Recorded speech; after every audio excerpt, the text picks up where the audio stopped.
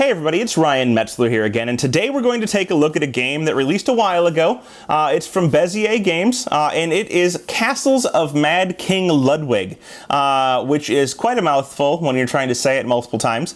But this is a game about building a castle.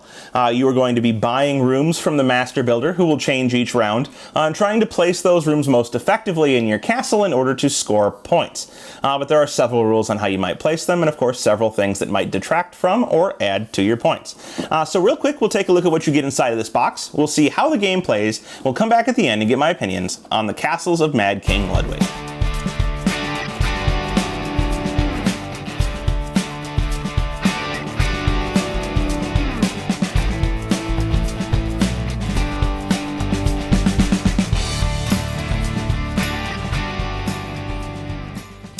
So here you can see the components of the Castles of Mad King Ludwig, from which point I'll be calling castles, set up for a 4-player game. There is slight differences for fewer players. Actually, there's another side of this board that flips over and just changes how many of these tiles and some of the pricing, I believe, on the board for different buildings. And some of the buildings and cards would be removed for fewer player games. Aside from that, the game will play out the same way. Over here we have a score track. Green being the first player has the fewest points, and every other player after him has 1 more point. In addition, you'll see that we have a bunch of tiles and various things laid out. Now these tiles here are actually going to be the tiles for the start of the game. I'm working with limited space, but each player is going to have a few things. They're going to have their starting foyer, or whatever you want to call it. They have a sheet that tells them what they get for completing rooms, and also the turn order on the back of that sheet. We'll keep it on turn order for now. This player is currently the master builder, or first player. They have $15,000, and they have 2 bonus cards that they're dealt at the beginning of the game. Each player is going to get 2 of these cards, and they're going to tell them how they earn bonus points at the end of the game. For example, this one says you'll get 2 points for every 150 room that you have, and that's these circular rooms right there.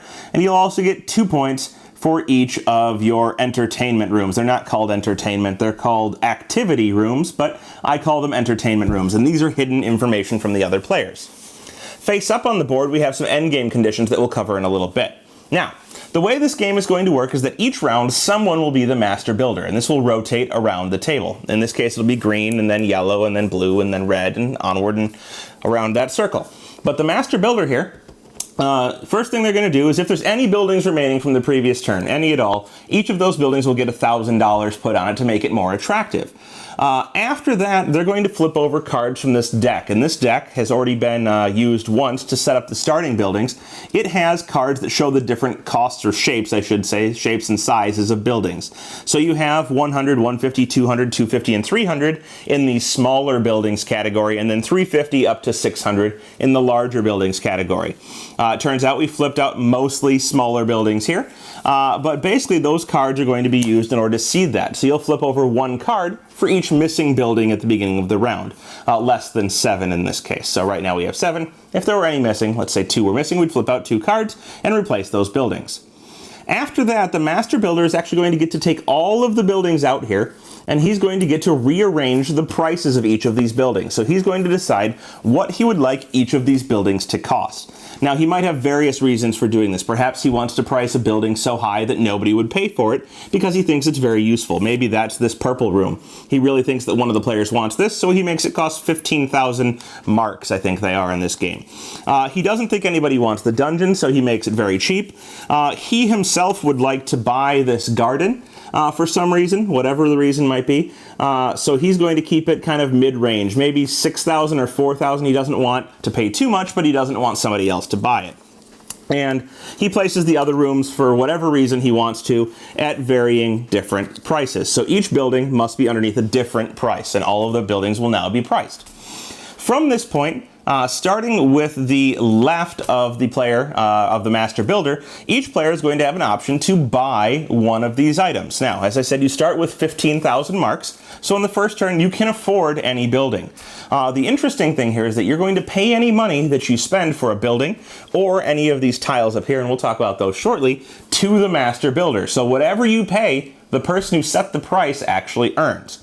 Now, if there's any money on that, of course, you can use that to either deduct from the price or to keep that money for yourself. So, if you were to decide that you wanted to buy this $2,000 building, you would buy it, and you would pay your money to the master builder, having to place the room immediately. You also have the option of buying stairs. Stairs will allow you to change what level of your building that you're currently on. You're either on the main level, which is the level you start on, or once you've built some stairs from an entrance, you can be on a downstairs level. And that is an interesting aspect to this game, is in downstairs levels can never be on the same level as an upstairs level. They have specific bonuses for playing them, and they may be worth something endgame extra. There are also hallways that you can build. Hallways are nice because they give you additional entrances, more places that you can build rooms off of. And sometimes this will be necessary because you won't want to place certain rooms adjacent to other rooms. And there are both downstairs and upstairs hallways. Those cost 3,000 marks, which you would again pay to the master builder. So you're either going to buy one of these buildings or pass your buying turn entirely. If you do so, you get 5,000 marks to add to your supply. The master builder himself will pay the bank for whichever room he gets, but he gets last choice and can also choose to take $5,000 himself. Now, once you've bought your building or your room, let's say that the master builder did indeed pay his 6,000 marks and managed to buy this building, he's going to place it adjacent to one of his rooms. And there are several rules regarding how you can place them, such as it has to be adjacent to an entrance. As long as that happens, you can block any other entrances that you want to with other rooms. So if you had a room sitting like this after the fact, that's okay because you have one entrance into another room. Additionally, first floor buildings can't be on the second floor.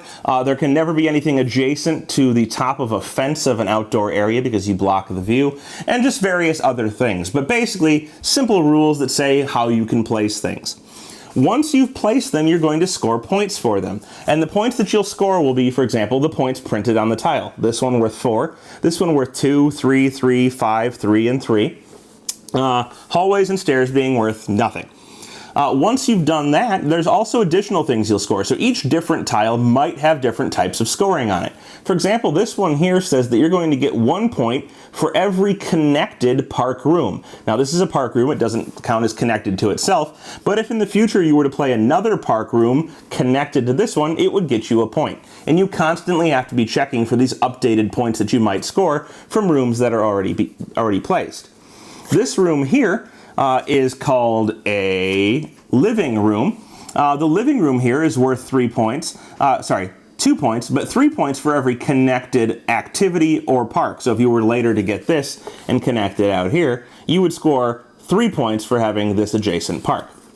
There are other types of rooms that don't need to be connected but simply need to be next to. That counts connected or through walls, through these brick walls. So if you happen to be touching the room like this, you can score the points. So this one is minus 1 point, actually. You lose points for having sleeping and living rooms adjacent to this activity room. So you don't actually want people that are trying to relax next to the activity room where a lot of things are going on. Finally, downstairs rooms will always score you points for a particular type of room. So this one says no matter what, for every sleeping room in your building, you're going to get 1 point. No matter where it is, no matter when it's placed, as long as it's a sleeping room, it's worth 1 point. So you'll score the points on there. You'll score any points for rooms that score no matter what, as well as for connected or adjacent rooms.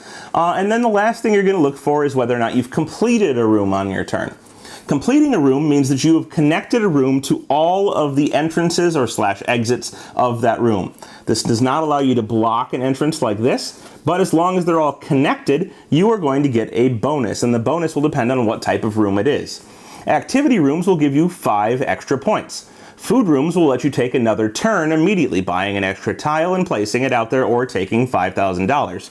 Any corridors that you happen to finish, such as stairs, will allow you to place another stair or hallway, so essentially they replicate themselves. Whereas sleeping rooms or blue rooms will let you choose tiles from one of these piles and seed them out for the next turn, allowing them to be placed next turn. Outdoors rooms, such as the one here, will give you 10,000 marks. Utility rooms, such as this one right here that doesn't have any other bonus on it, will actually let you take some more bonus cards and let you take 2 of these and choose one. So if you were to finish one now, you could either get 3 points at the end of the game for each 600 room you place, or 1 point for every 2 of your completed rooms. So these are good ways to get more endgame points that the other players don't know about. Living rooms will let you pick a room, the completed room, and rescore it again, getting you extra points, so it could let you get more adjacency values as well as the values printed on it. And then downstairs rooms on your 2nd, 4th, 6th, 8th, 10th, and so forth, every second one, will let you go ahead and choose one of the other 7 rewards.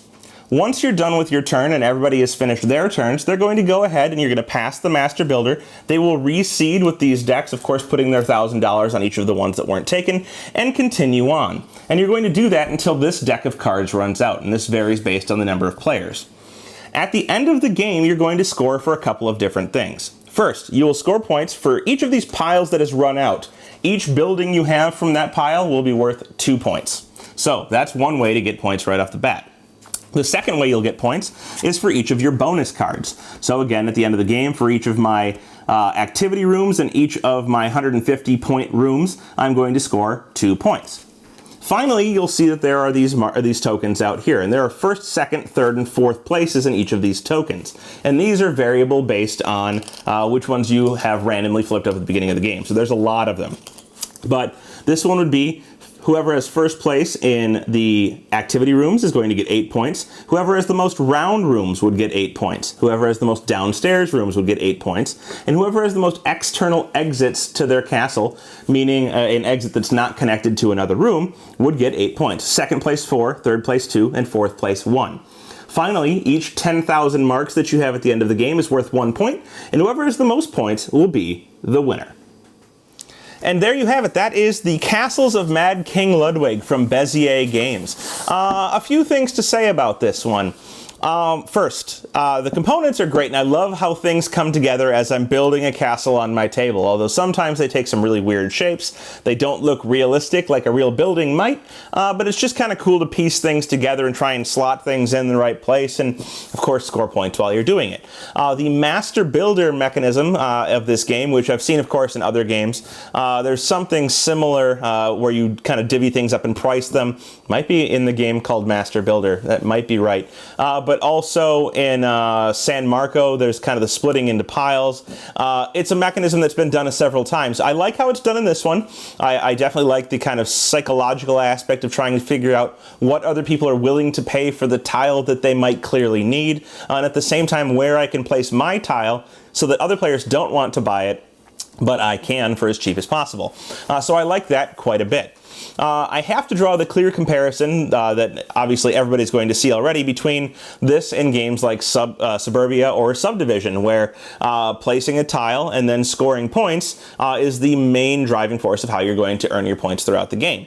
It is very similar in feel to those two games. I think I like Suburbia more than this, and probably Subdivision as well.